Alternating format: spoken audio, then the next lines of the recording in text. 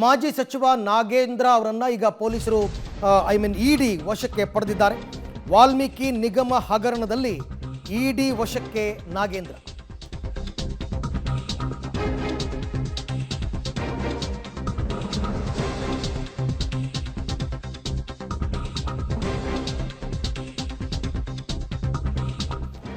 ಮಾಜಿ ಸಚಿವ ನಾಗೇಂದ್ರ ಅವರನ್ನು ವಶಕ್ಕೆ ಪಡೆದಿದ್ದಾರೆ ಇಡಿ. ಇವತ್ತು ಬೆಳ್ಳಂಬೆಳಿಗ್ಗೆ ವಾಲ್ಮೀಕಿ ನಿಗಮ ಹಗರಣದಲ್ಲಿ ಇಡಿ ವಶಕ್ಕೆ ನಾಗೇಂದ್ರ ಅವರನ್ನು ಪಡೆಯಲಾಗಿದೆ.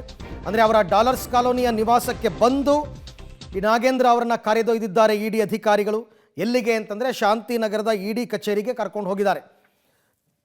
187 ಕೋಟಿ ರೂಪಾಯಿ ಹಗರಣ ಸಂಬಂಧ 2 ದಿನಗಳು ಅವರ ಮನೆಯಲ್ಲಿ ತಲಾಶ್ ನಡೆಸಿದ್ರು ಇಡಿ ಅಧಿಕಾರಿಗಳು, 48 ಅವರ್ಸ್.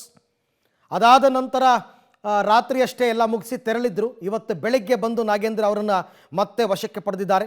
ಸುಮಾರು 48 ಗಂಟೆಗಳ ಕಾಲ ಡ್ರಿಲ್ ಮಾಡಿದರು. ಅಂದರೆ ಇಡೀ ಅವರಿಗೆ ಸಂಬಂಧಪಟ್ಟ ಎಲ್ಲ ಸ್ಥಳಗಳ ಮೇಲೆ ರೇಡ್ ಆಗಿತ್ತು. ಎಷ್ಟೊಂದು ದಾಖಲೆಗಳನ್ನು ಪರಿಶೀಲನೆ ಮಾಡಿದರು. ಎಲ್ಲ ಮುಗಿಸಿ ನಿನ್ನೆ ಹೋಗಿದ್ದರು. ಮತ್ತೆ ಇವತ್ತು ಬೆಳಗ್ಗೆ ವಾಪಸ್ ಬಂದು ನಾಗೇಂದ್ರ ಅವರನ್ನು ವಶಕ್ಕೆ ಪಡೆದಿದ್ದಾರೆ. ಬೆಂಗಳೂರು, ಬಳ್ಳಾರಿ ನಿವಾಸಗಳಲ್ಲಿ ಇಡಿ ರೇಡ್ ಆಗಿತ್ತು. ಇನ್ನು ನಿಗಮಾಧ್ಯಕ್ಷರಾಗಿರ್ತಕ್ಕಂಥ ದದ್ದಲ್ ಅವರನ್ನು ಕೂಡ ವಶಕ್ಕೆ ಪಡೆಯುವಂತಹ ಸಾಧ್ಯತೆ ಇದೆ. ಯಾಕೆಂದರೆ ಅವರ ಮನೆ ಮೇಲೂ ಕೂಡ ರೇಡ್ ಆಗಿತ್ತು. ಜಾರಿ ನಿರ್ದೇಶನಾಲಯದ ಅಧಿಕಾರಿಗಳು ಈಗ ನಾಗೇಂದ್ರ ಅವರನ್ನು ವಶಕ್ಕೆ ಪಡೆದು ಕರ್ಕೊಂಡು ಹೋಗ್ತಾ ಇರ್ತಕ್ಕಂಥ ದೃಶ್ಯವನ್ನು ತಾವು ಗಮನಿಸ್ತಾ ಇದ್ದೀರಾ. ಶಾಂತಿನಗರದ ಅವರ ಕಚೇರಿಗೆ ಕರ್ಕೊಂಡೋಗಿ ಅಲ್ಲಿ ಹೇಳಿಕೆಗಳನ್ನು ದಾಖಲು ಮಾಡೋದಕ್ಕೆ ಅಂತ ವಶಕ್ಕೆ ಪಡೆದಿದ್ದಾರೆ. ಗೊತ್ತಿಲ್ಲ, ಮುಂದಿನ ದಿನಗಳಲ್ಲಿ ಅಥವಾ ಮುಂದಿನ ಸಮಯದಲ್ಲಿ ಅರೆಸ್ಟ್ ಮಾಡಿದ್ದೀವಿ ಅಂತ ಕೂಡ ತೋರಿಸ್ಬೋದು, ಒಂದು ವೇಳೆ ತನಿಖೆಗೆ ಅಸಹಕಾರ ಕೊಟ್ಟರೆ. ಈ ಎಲ್ಲ ವಿಚಾರಕ್ಕೆ ಸಂಬಂಧಪಟ್ಟಂತೆ ಮತ್ತಷ್ಟು ಮಾಹಿತಿ ನನ್ನ ಕೊಲೀಗ್ ನಾಗೇಶ್ ಅವರಿಂದ ಪಡ್ಕೊಳ್ಳೋಣ. ನಾಗೇಶ್, 48 ಗಂಟೆಗಳು ನಾಗೇಂದ್ರ ಅವರ ಮನೆಯಲ್ಲಿ ತಲಾಶ್ ನಡೆಸಿದರು ಜಾರಿ ನಿರ್ದೇಶನಾಲಯದ ಅಧಿಕಾರಿಗಳು. ಅದಾದ ಬಳಿಕ ಈಗ ವಶಕ್ಕೆ ಪಡೆದಿದ್ದಾರೆ. ಅಂದರೆ ಏನು ಸೂಚಿಸುತ್ತೆ ಈ ಎಲ್ಲ ಡೆವಲಪ್ಮೆಂಟ್ಸ್ ಅಂತ?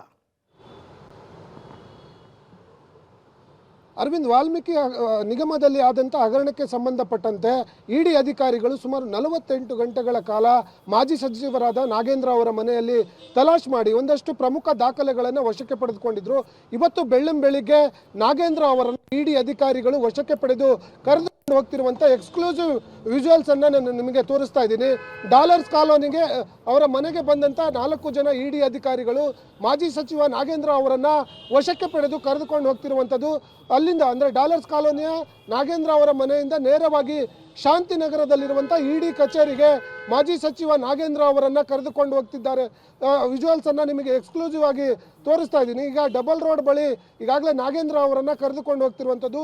ಭಾಳ ಪ್ರಮುಖವಾಗಿ ಈಗ ಸಿಗ್ತಿರುವಂಥ ಅಪ್ಡೇಟ್ ಏನಂದರೆ, ನಾಗೇಂದ್ರ ಅವರನ್ನು ವಾಲ್ಮೀಕಿ ನಿಗಮದಲ್ಲಿ ಆದಂಥ ಅಕ್ರಮಕ್ಕೆ ಸಂಬಂಧಪಟ್ಟಂತೆ ಇಡಿ ಅಧಿಕಾರಿಗಳು ಬಹುತೇಕವಾಗಿ ಅರೆಸ್ಟನ್ನು ತೋರಿಸಲಿಕ್ಕೆ ಎಲ್ಲ ಪ್ಲಾನನ್ನು ಮಾಡಿಕೊಂಡು ಇವತ್ತು ಬೆಳ್ಳಂಬೆಳಿಗ್ಗೆ ಬಂದು ನಾಗೇಂದ್ರ ಅವರನ್ನು ಕರೆದುಕೊಂಡು ಹೋಗ್ತಿರುವಂಥ ವಿಜುವಲ್ಸ್ಗಳನ್ನು ನಾನು ನಿಮಗೆ ತೋರಿಸ್ತಾ ಇದ್ದೀನಿ.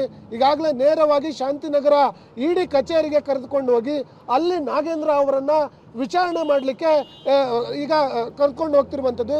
ಭಾಳ ಪ್ರಮುಖವಾಗಿ ಈ ಒಂದು ಅಕ್ರಮದಲ್ಲಿ ನಾಗೇಂದ್ರ ಅವರ ಪಾತ್ರ ದೊಡ್ಡ ಮಟ್ಟದಲ್ಲಿ ಇದೆ ಅನ್ನುವಂಥ ಕಾರಣಕ್ಕಾಗಿ ಇಡಿ ಅಧಿಕಾರಿಗಳು ಒಂದಷ್ಟು ದಾಖಲೆಗಳನ್ನು ಕಲೆಕ್ಟ್ ಮಾಡಿಕೊಂಡು ನೇರವಾಗಿ ಶಾಂತಿನಗರ ಕಚೇರಿಗೆ ಕರೆದುಕೊಂಡು ಹೋಗ್ತಿರುವಂಥ ಎಕ್ಸ್ಕ್ಲೂಸಿವ್ ವಿಜುವಲ್ಸನ್ನು ನಾನು ತೋರಿಸ್ತಾ ಇದ್ದೇನೆ.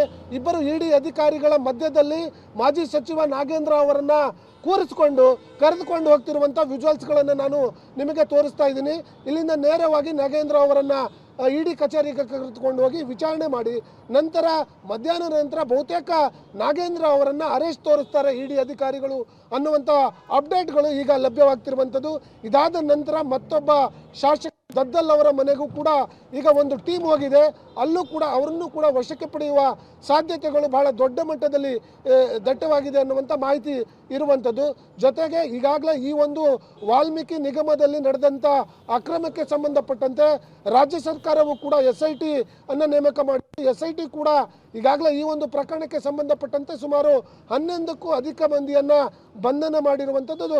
ಅದಕ್ಕೆ ಸಂಬಂಧಪಟ್ಟಂತೆ ಒಂದಷ್ಟು ಕೋಟ್ಯಾಂತರ ರೂಪಾಯಿ ಹಣವನ್ನು ರಿಕವರಿ ಮಾಡುವ ಮಧ್ಯದ ಈ ಇಡಿ ಅಧಿಕಾರಿಗಳು ಎಂಟ್ರಿ ಆಗಿದ್ರು. ಅದಾದ ನಂತರ ಈ ಒಂದು ಪ್ರಕರಣಕ್ಕೆ ಸಂಬಂಧಪಟ್ಟಂತೆ ಸದ್ಯ ನಾಗೇಂದ್ರ ಅವರನ್ನು ವಶಕ್ಕೆ ಪಡೆದು ಇಡಿ ಅಧಿಕಾರಿಗಳು ಕರೆದುಕೊಂಡು ಹೋಗ್ತಿರುವಂಥದ್ದು. Arvind, okay, thank you Nagesh ತಮ್ಮ ಎಲ್ಲ ಮಾಹಿತಿಗೆ. ಒಟ್ಟಾರೆ 187 ಕೋಟಿ ರೂಪಾಯಿ ಹಗರಣ ನಡೆದಿದೆ ಅಂತ ಹೇಳಲಾಗ್ತಾ ಇದೆ ವಾಲ್ಮೀಕಿ ಅಭಿವೃದ್ಧಿ ನಿಗಮದಲ್ಲಿ. ಆ ಪ್ರಕರಣದಲ್ಲಿ ನಡೆದಂತಹ ಸಂದರ್ಭದಲ್ಲಿ ಇಲಾಖೆಯ ಸಚಿವರಾಗಿದ್ದಂಥವರು ನಾಗೇಂದ್ರ, ಆಮೇಲೆ ಅವರು ರಾಜೀನಾಮೆ ಕೊಟ್ಟರು, ಅದು ಬೇರೆ ವಿಚಾರ. ಬಟ್ ಈಗ ತನಿಖೆಯನ್ನು ಎದುರಿಸ್ತಾ ಇದ್ದಾರೆ. ಜಾರಿ ನಿರ್ದೇಶನಾಲಯದ ಅಧಿಕಾರಿಗಳು ನಾಗೇಂದ್ರ ಅವರನ್ನು ವಶಕ್ಕೆ ಪಡೆದು ಅವರ ಕಚೇರಿಗೆ ಕರ್ಕೊಂಡು ಹೋಗ್ತಾ ಇದ್ದಾರೆ. SIT ತನಿಖೆ ನಡೆದಿತ್ತು, CBI ತನಿಖೆ ನಡೀತಾ ಇದೆ ಇದೇ ಪ್ರಕರಣದಲ್ಲಿ. ಮತ್ತೊಂದು ಕಡೆ ED ಕೂಡ ಎಂಟ್ರಿ ಆಗಿ 48 ಗಂಟೆಗಳ ಕಾಲ ನಾಗೇಂದ್ರ ಅವರ ನಿವಾಸದಲ್ಲಿ ಎಲ್ಲ ತಲಾಶ್ ಮಾಡಿದ್ರು. ಅದಾದ ಬಳಿಕ ಇವತ್ತು ಅವರನ್ನು ವಶಕ್ಕೆ ಪಡೆದು ಕರ್ಕೊಂಡು ಹೋಗ್ತಾ ಇದ್ದಾರೆ.